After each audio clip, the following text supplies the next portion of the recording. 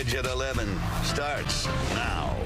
He took an oath to protect and serve, but tonight a Michigan State police trooper is accused of victimizing women who he was supposed to help during a time of distress. And instead of communicating about their case, he's accused of sending the women nude photos and videos of himself. Fox News' Jessica Dubnak joining us live with more on this deeply troubling story. And how did these pictures come to light?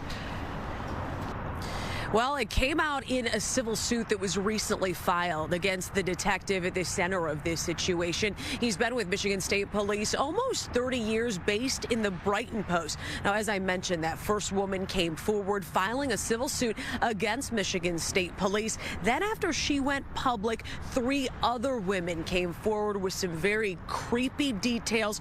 We'll get to those in a minute, but I want to make it clear, this detective is on the job as of tonight. I complied to most all things just because I was afraid.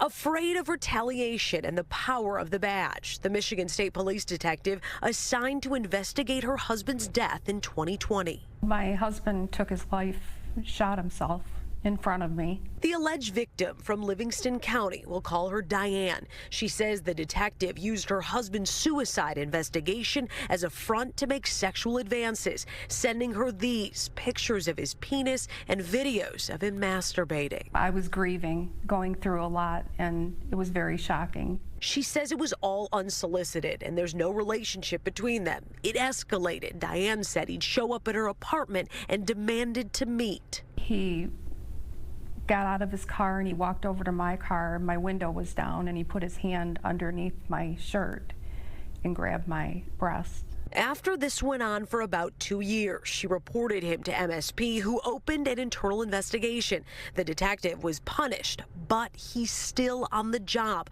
working out of the Brighton Post. This is a state police officer.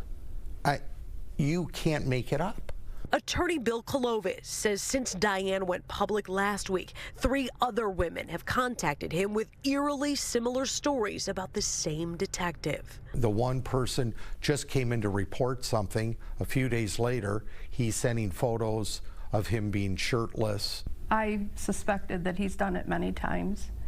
He was too sly and too, I don't like to use the word good, at what he did. Attorney Kolovis says those additional potential victims bolster Diane's credibility even more. It's not easy, and I know it's not easy, but it's something that needs to be done.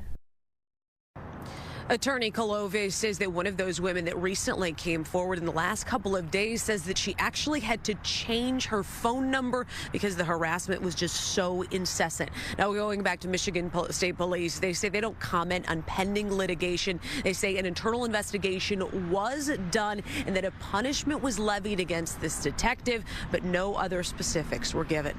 Reporting live, Jessica Dubnak on The Edge. And sometimes police agencies do have an independent investigation or a third party.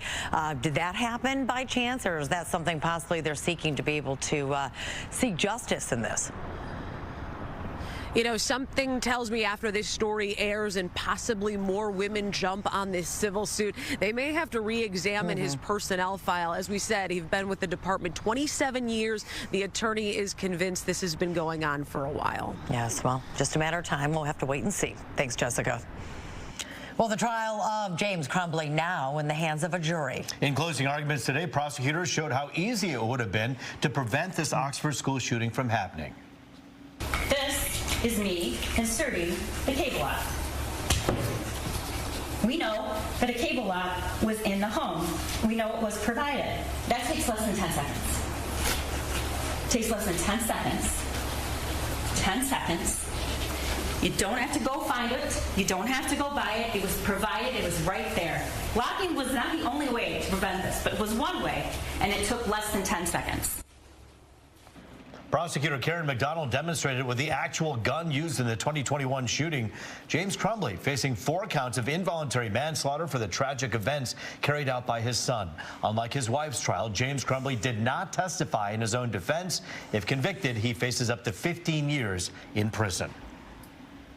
As the drugstore Rite Aid recovers from bankruptcy, it's closing more stores, including one in Midtown Detroit. But locals tell us it's not bankruptcy, but shoplifting that's forcing it to shut down. Fox News' Dave Kinchin picks up the story from Midtown tonight. have to pay for stuff nowadays. You can't just come in the store and take what you want. It's the reason Midtown Detroiters say they believe this Rite Aid on Woodward is closing. Too many petty criminals ripping it off. Store workers say the same thing off camera. I have been in the store where people were shoplifting. I'm just being honest with you. There's a lot of crime in this area. It's a lot of homelessness. It's a lot of people getting released from the hospitals. They come in here and they steal and then they leave. At least 5 drugstores have closed in and around Detroit in recent years. A Happy's Pizza now uses this space further up Woodward that used to serve as a CVS. Shuttered drugstores is part of a national trend, it turns out, with many in major cities either cutting back business hours or closing down entirely.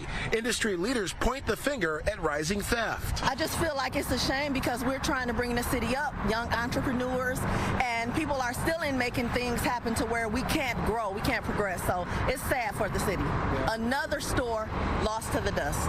Fox 2 reached out to Rite Aid Corporate to learn more about their Midtown closing.